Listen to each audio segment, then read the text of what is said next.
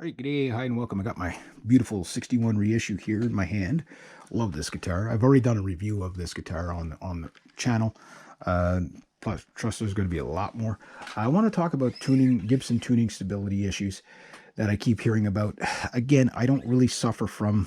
I play this guitar like once it's warmed up, and I've been playing it, day after day kind of thing. It does need new strings. These strings are getting pretty old.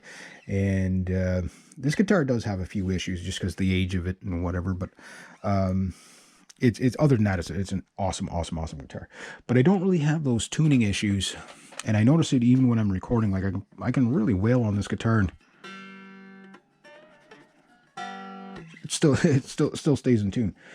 I've seen people talk about how you wind the strings. Now, when I use my string winder, I put the string in, and I always get it so that the string winds to the top of the post. And what that seems to do is put less of an angle on the string, and you get less binding at the nut. And I guess because of that, it seems to work better. But the thing is, it'll go back and forth, right? So it's wound from the bottom, and it goes up, and then it comes back down, and goes up and comes back down.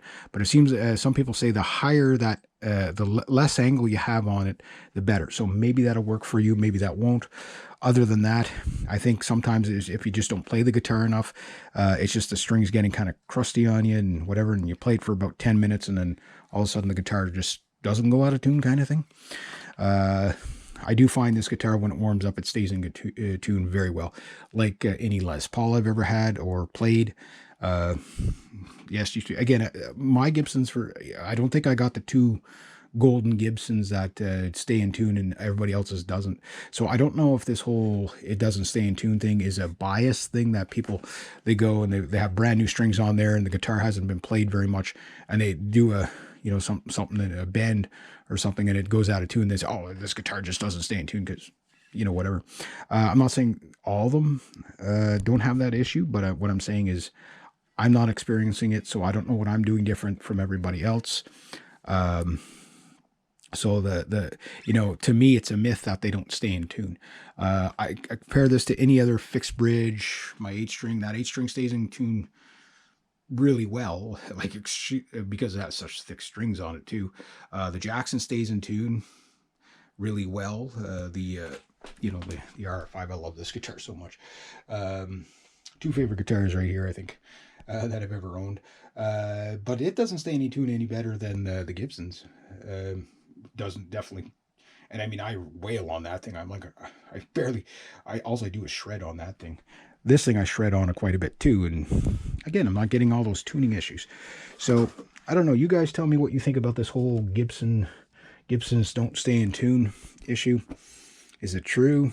Is it just, luck of the bunch, or, you know what I mean? Any issues I have with tuning with these electric guitars are the same issues I have with acoustics. If you're in a, it's adjusted to the room.